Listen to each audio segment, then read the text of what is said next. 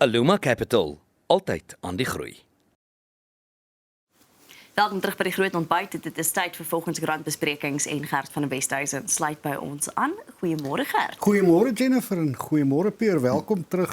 Meneer van der Nadat jy in Westhuizen. die Kaap bietjie gaan Karjakker het, ja. Ja. Karjakker is 'n mooi woord. Ja. En van nou af praat ons ook glad nie meer oor rugby of sokker nie. Nee, Alhoewel ons praat is die nuus, maar ek dink ons, jy weet nou nadat ek die nuus gisterand gestuur het, Ja. my stories gestuur het, toe kom die nuus dat Dolly Parton dood is. ja. Nou, ek dink die mens kan haar heeltemal ignoreer nie, want kan Dolly nie. Parton was 'n baie ikoniese figuur nie. Ja. Veral in Amerika. Ek sien een van die ontledings vanoggend op een van die televisiestasies sê dat sy is een van die mense wat Amerika regtig kon verenig het. So. Jy weet van benewens haar bekendheid weens haar sang en al die liedjies wat ons kan onthou, is sy ook 'n groot humanitêre hulpverlener gewees en sy het baie gedoen vir mense om mense te help en so. So sy was een van daai eintlik rare verskynsels van iemand wat bekend is en ryk is en wat haar bekendheid en haar roem gebruik om ander mense te help. Dit is so mooi as jy altyd sulke stories sien, want nie baie mense doen dit nie. Ja. Ja, en sy is 'n merkwaardige vrou, jy weet, en baie van haar liedjies 9 to 5, dit weer klink nou hier in mense kop en Jolene en daai ander een van I Will Always Love You. Sy het dit nog die beste van almal gedoen. Al die ander covers daarna was nie naaste by so goed soos haar nie, maar nou ja, dit is altyd jammer as iemand doodgaan, maar sy was 80 geweest, nie, wat seker 'n goeie ouderdom is. Soos hulle sê, 'n lekker innings gehad. Ja, sy het 'n goeie innings gehad, ja. So. Gert, dan van Dolly af na die aanwins vir die DA in Tshwane. Ja, kyk Jennifer, dit is nou behoorlik silly season. Dit is moeilik om tred te hou met alles en almal hier in die politici, maar ek dink hierdie is minder silly season as die ander goed. Dis Grandi Tennyson wat in 2021 die Vryheidsfront Plus se burgemeesterskandidaat in Tshwane was, het oorgeloop na die DA toe. Nou, jy weet, mense kon gister kyk, Grandi Tennyson moet ek sê is een van die oordentlikste politici wat jy sal raakloop. Nee, ek is nogal geskok om te sien hoe mense reageer op die hele ding, want jy kon ook duidelik gesien het dat dit het nie maklik gekom hierdie besluit nie. Hy praat van sielewroging en hy praat dat dit 'n traumatiese besluit was. Hy is al sedert 1994 lid van die Vryheidsfront Plus, so dis meer as 30 jaar lank lid van die party.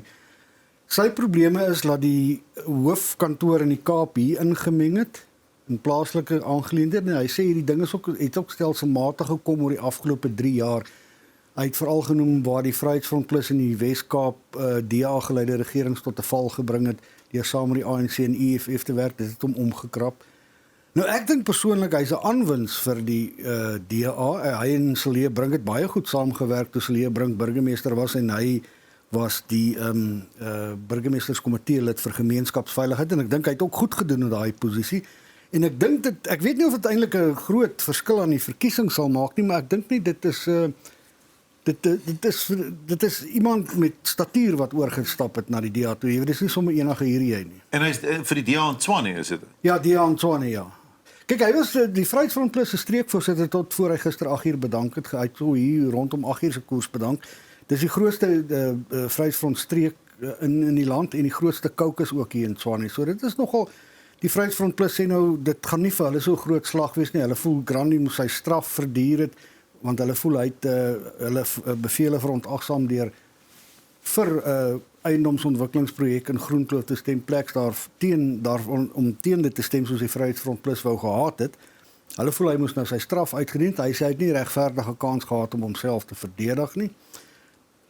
Nou ja, maar hy het gesê hy gaan nie in 'n bekgeveg betrokke raak nie. Dis die volwasse manier om die ding nou op te los. Hy gaan nie in 'n bekgeveg betrokke raak nie. Vir hom gaan dit nou oor die toekoms van Tshwane en Tshwane se mense.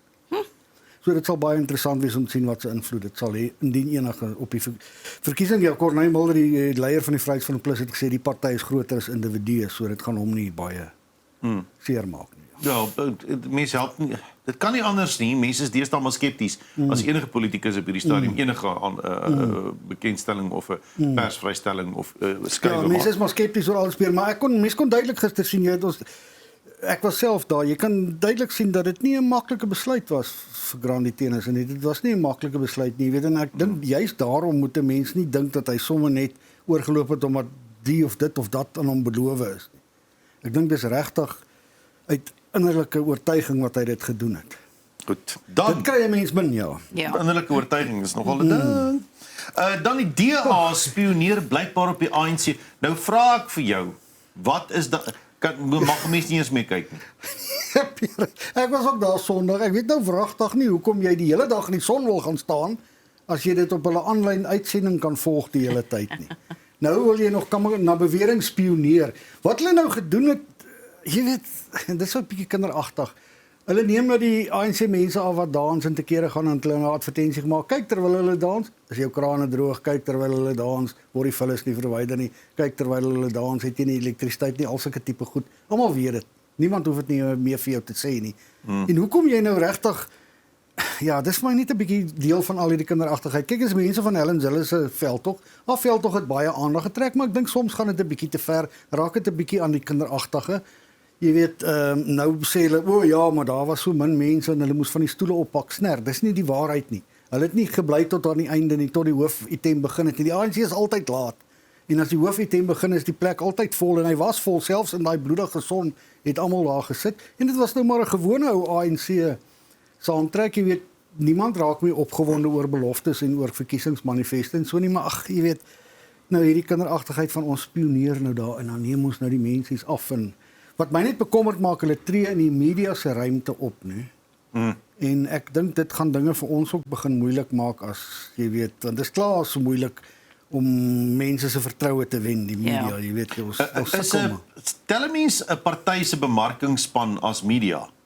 Hulle sê nou hulle was daar om dieselfde te doen as wat News24 gedoen het. Hulle kan mos glad nie dit doen nie, want dit is nie onpartydig. Dit is mos nou nonsens. Ja. Dit is mos nou nonsens. Nee, jy kan nie die media van die media vergelyk met die bemarkingspan van 'n politieke party of 'n politieke beweging nie. Dis iets heeltemal anders. Ons is veronderstel om onbevooroordeel te wees behalwe as jy 'n rubriek skryf. Hulle is die hele tyd bevooroordeel ten gunste van 'n party. Ja. Jy weet, so ek dink nie dis glad nie dieselfde ding.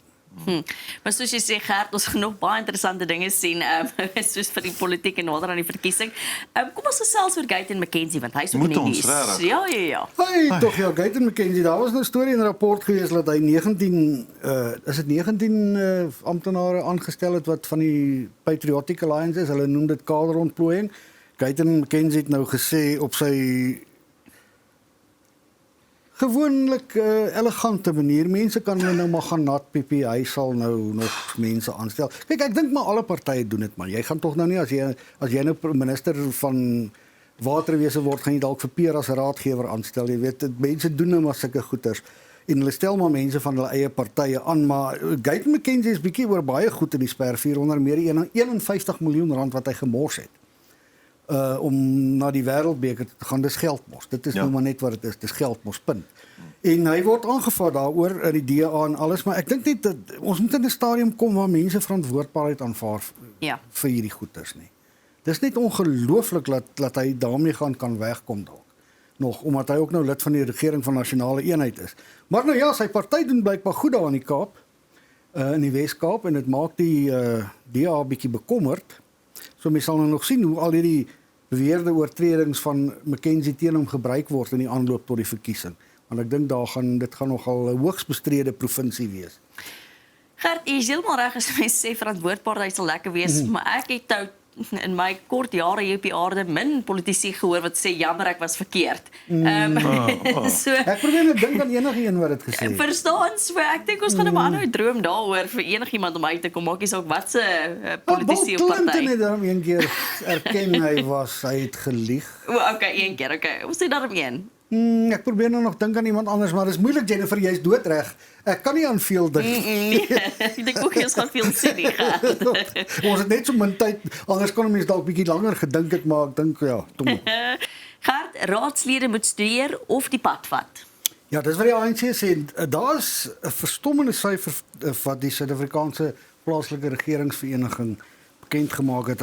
Volgens hulle is tussen 26 en 27% van raadslede het nie matriek nie. Ekskuus. Ja, het nie matriek nie. So baie van die mense moet met groot bedrag geld werk, want rade se begrotings is met 'n munisipale begroting en jy het nie matriek nie. Ja, kyk, ek het matriek, maar ek sal nie met 'n munisipale begroting kan werk nie, want ek kan nie somme maak nie. Maar jy weet, dit is skokkend, nee. Die ANC het nou gesê al hulle raadslede moet matriek hê en burgemeesterskandidaate moet tersiêre kwalifikasies hê. En as jy nou nie matriek het nie, moet jy 'n onderneming teken dat jy binne 12 maande na jou aanwysing as 'n kandidaat terug sal gaan skool toe en matriek sal kry. Maar nou ja, die kandidaatlyste moet Vrydag afgehandel wees. Ek dink daar gaan nog baie koppe gestamp word en beklei word oor wie nou watter kandidaat moet wees. En die ANC het nou klaar met die naweek met iets anders vorendag gekom deur 4 burgemeesterskandidaate aan te wys vir sekere stede. Dit maak mense ook 'n bietjie de mekaar. Maar hulle sê nou jy stem vir die kollektief, jy stem nie vir persoonlikhede nie. So as jy nou rondbeweeg, dan sien jy plakate met president Cyril Ramaphosa se gesig op. Hierso as jy rondbeweeg, sien jy plakate van die ander partye met die burgemeesterskandidaate se gesig op, so jy weet vir wie jy stem. En dis baie belangrik in plaaslike regering om te weet vir wie jy stem. Hier is jou raadslid, jy stem vir hom. En die president kom nie in jou dorp toe nie. Jou president gaan nie hierdie werk kom doen nie. Maar ja, president Cyril Ramaphosa is nou maar die aanvaarbare gesig seker van die ANC. Maar ja, ek dink daar gaan nog baie koppe gestamp word voor nou uiteindelik uitgefigure word wie staan waar. Dit kort op die hake van die kwessie wat daar gesê is dat hulle daarom gaan nou finansiële klasse of lesse of kwalifikasies vir hulle burgemeesterskandidaate gee, soos Dada Morero, wat nou nie basies het nie, maar Johannesburg in die grond in bestuur. Daar word nou gesê, die ANC gaan vir hulle burgemeesterskandidaate 'n finansiële kwalifikasie of 'n finansiële workshop dan nou maar aanbied. Ja. Hulle het by die naweek baie beloftes gemaak, soos Jennifer die verantwoordbaarheidsbelofte gemaak. Hulle het gesê jy kan ons na 100 dae toets. Maar dit is net vir my moeilik om te sien wat in 30 jaar vernietig is, gaan nie in 100 dae reggestel word nie. Maar jy sal maar seker net moet toets hoe ver daar gevorder is met wat aangaan. En Ramaphosa het nou gesê hulle sal nou luister na die mense, so dink die mense moet nou maar begin praat, jy weet. Ja. Soos altyd sê, dis tyd vir bou. Dis tyd vir bou en tyd vir stem, Peer. Ja, absoluut. Maar iemand wat sy stem nie gehoor is nie, is 'n pa wat die 10111 nommer gebel Dis het. 'n skrikwekkende storie hierdie. Kort voor 'n moord. Hy 10111 nommer gebel het, hy daar by Denoon in die Kaap die gewelddadige halsnoermoorde op 4 mense aanskou. Hy het onderraad vermoed toe hy gesien het daar's 'n vuur langs die pad en daar lê 4 mense vasgebind.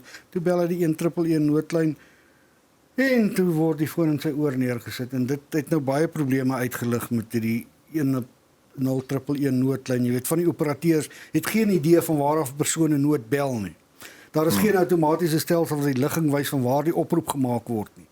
En soos hierdie storie nou sê, in te midde van die angs en vrees wat iemand beleef word, daarvan hulle verwag om sorgvuldig 'n straatadres te verskaf sodat die polisie ontplooi kan word. Nou as jy in angs is en daar's iets wat jou regtig bang maak, is die laaste ding wat jy gaan dink aan 'n presiese straatadres vir die polisie om na uit te kom. Daar's baie probleme wat hulle moet oplos, want anders beteken die nommer eintlik net niks nie. Jy weet, Ian Cameron, die voorsitter van die portefeulje komitee van die polisie in die parlement het ook gesê die stelsel moet gemoderniseer word. Ja. Jy weet, ons sien altyd op die Amerikaanse televisiereekse as hulle daai nommer bel, dan weet hulle onmiddellik van waar af en dan gaan hulle soontoe en so aan en dis wat 'n mens graag sal wil hê in 'n land waar daar so baie misdaad is soos hier by ons. Nou jy weet, vir 'n gewone mens om hierdie goed te aanskou wat hy pa aanskou, dit is eintlik skrikwekkend. Hy sê hy het al 'n paar lyke in sy lewe gesien, maar nog nooit iemand wat verbrand is nie. En miskien kon dit alles verhoed gewees het as dit gewerk het. Die nommer en as die polisie vinnig daar kon uitkom, maar nou ja, dit is net die tipe storie wat 'n mens nie eintlik so vroeg in die oggend wil lees aan nie. Ons lewe in 'n land waar dit normaal is vir mense na die dag voor haar voertuig gestuur word of steel by 'n plek. 5 minute se stap van die plaaslike polisiekantoor af, waar die polisie 15 minute later in 'n voertuig opdaag. En dan dink 'n mens, wow, dit was goeie diens. 'n Mens bly in 'n plek waar ek persoonlik al 111 gebel het en 3 minute lank net vir die dame moes verduidelik waar die adres is van die insident.